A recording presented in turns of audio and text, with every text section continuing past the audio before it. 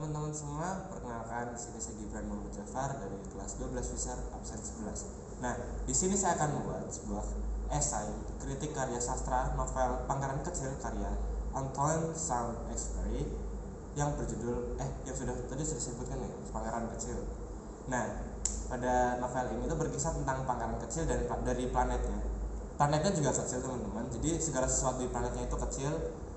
Nah, dia pergi menjelajah keluar dari planetnya.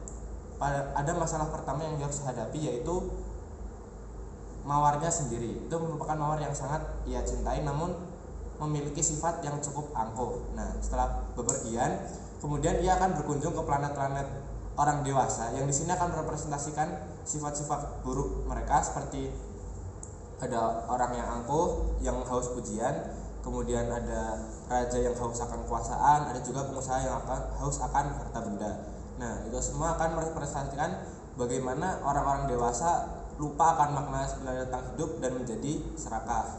Nah, sampailah ia di bumi. Ia mendarat di Gurun Sahara. Nah, di sana ia bertemu dengan seorang pilot yang juga terdampar di sana, yang kemudian akan menjalin suatu hubungan yang spesial dengan pangeran kecil. Nah, novel ini banyak mengkritik bagaimana orang dewasa menjalani hidup sehari-hari, bagaimana mereka menjalani rutinitas yang sama tanpa ada makna yang jelas. Sebagai contoh yang baik, mungkin pertemuan pangeran kecil dengan seorang penyurut lampu jalan di sebuah planet. Nah, penyurut lampu tersebut selalu melakukan pekerjaannya tepat waktu dan dengan baik dan tanpa istirahat.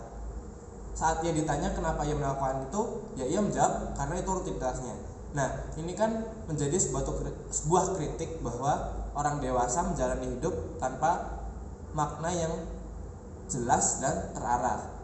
Kemudian ada juga seorang pemabuk yang ia mabuk hanya untuk melupakan bahwa ia seorang pemabuk. Ini menjadikan suatu paradoks, kayak aku mau berhenti tapi aku nggak mau. Jadi seakan-akan kita malu, tapi kita menutupi kemaluan kita terhadap sesuatu itu dengan hal yang lebih memalukan.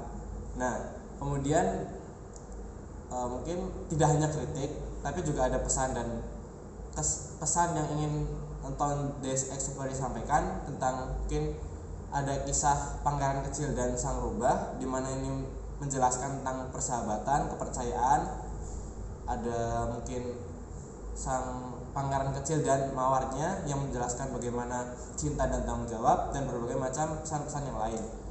Nah, di sini juga ada sebuah kutipan yang menurut saya sangat bagus dari pangeran kecil, jika tidak salah, yang membuat gurun indah, kata sang pangeran kecil, adalah di satu tempat yang menyembunyikan sumur. Nah, tapi dengan semua itu tidak menjadikan novel ini menjadi novel yang sempurna. Pada novel ini Saint-Exupéry terlalu menghitam putihkan tokoh dewasa dan anak kecil, bahwa orang dewasa adalah buruk dan anak kecil adalah yang bijak. Kan tidak selalu seperti itu. Orang dewasa juga kadang masih polos dan masih berimajinasi serta memiliki makna yang jelas, dan anak kecil tidaklah selalu sebijak itu.